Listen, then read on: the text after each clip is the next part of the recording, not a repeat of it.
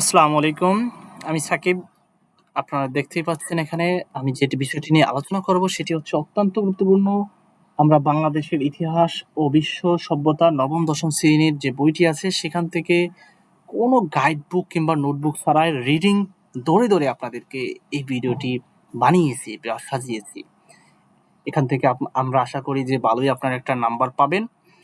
১ নম্বরের আশা করি এখানে গ্যারান্টি দিতে পারি যে আপনারা এটা পড়লে ১ নম্বর পাবেন। এভাবে আমরা রোজ আপনাদেরকে ১০টা কোয়েশ্চেন দেব ফ্রিতে, একেবারে ফ্রিতে। তো আসলে অবশ্যই আপনারা যদি নতুন ভিউয়ার্স হয়ে থাকেন তাহলে অবশ্যই চ্যানেলটি সাবস্ক্রাইব করবেন। একদম নতুন এবং ফ্রেশ চ্যানেল। এর আগে আমার অনেকটি চ্যানেল ছিল, তাই কাজের মোটামুটি অভিজ্ঞতা আছে। চলুন আমরা আর কথা না বাড়িয়ে মূল ভিডিওটি শুরু করব।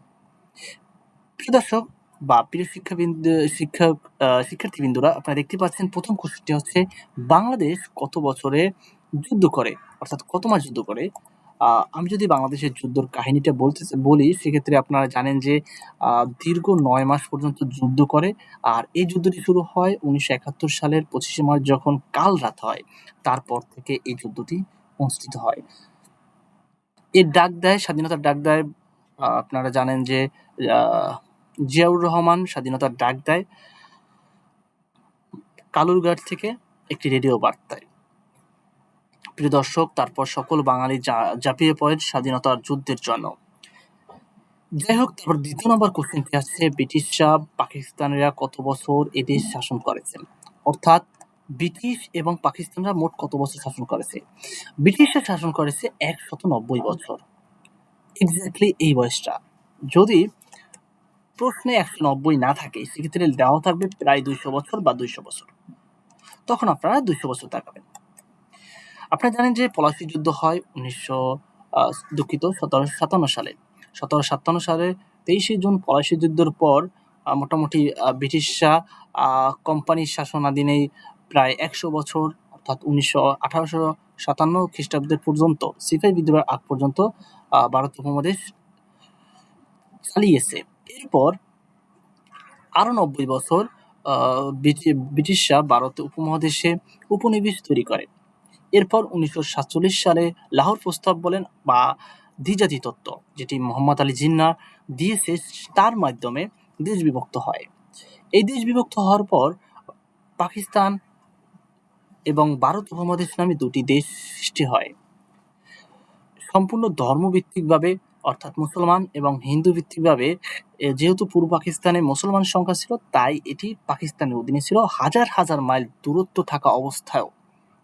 তারপর ২৩ বছর নিপীড়ন অত্যাচার চালায় এবং পরবর্তীতে ১৯৭১ সালে বাংলাদেশ স্বাধীনতা লাভ করে। ৩ নম্বরে যদি আমরা বলি ইতিহাস শব্দটির উৎপত্তি কোথা থেকে? এটি ১ নম্বরের জন্য খুবই গুরুত্বপূর্ণ।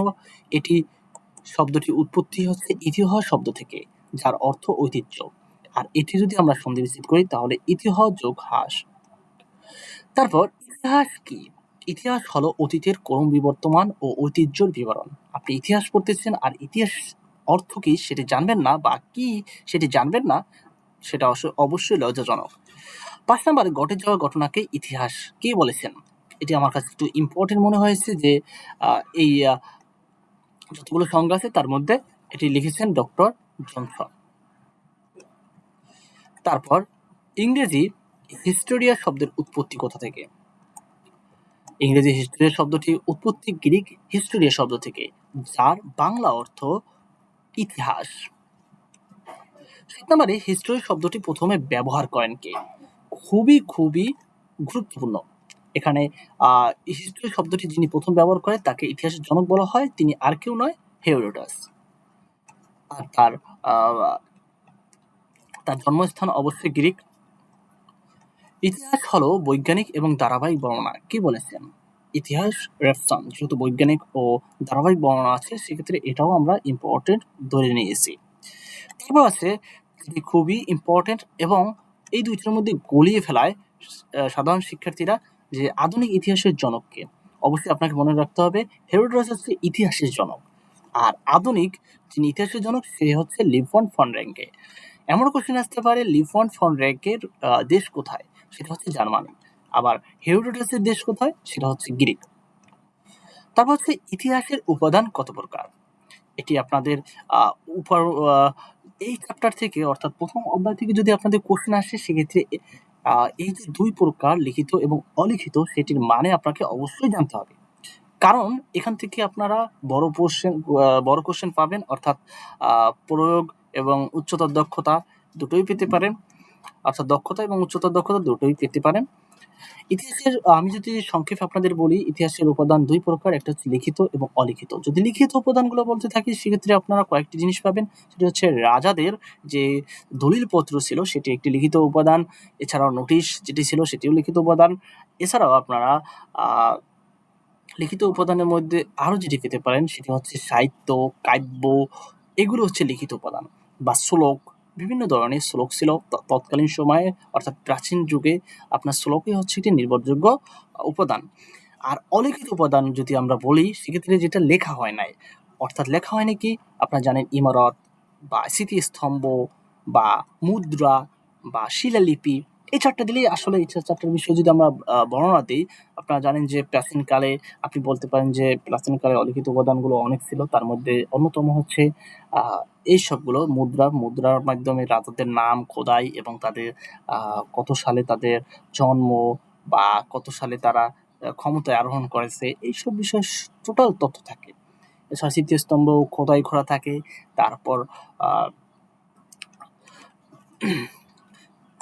তারপর বিভিন্ন রকমের ইমারত সেখানেও খোদাই করা থাকে বা স্মৃতি বা তাদের স্থাপত্য শিল্পীর একটি বিশেষ উদাহরণ এই অলিখিত উপাদানের, যা ইতিহাসে সংরক্ষণ করতে বিশেষ ভূমিকা পালন করে। এভাবে আপনারা বড় প্রশ্ন দিতে পারেন। তো আশা করি আপনারা বুঝতে পেরেছেন। তো এই ছিল ১০ টি কোশ্চেন। এখানে যদি কোনো ভুল ত্রুটি হয়ে থাকে তাহলে অবশ্যই আপনারা কমেন্ট বক্সে জানাবেন। আর ভিডিওটি কেমন লেগেছে অবশ্যই জানাতে ভুলবেন না। আমরা রোজ দিয়ে রাখবো এমন ভিডিও, তাই অবশ্যই আমাদের চ্যানেলটি সাবস্ক্রাইব করে রাখবেন। আল্লাহ হাফেজ।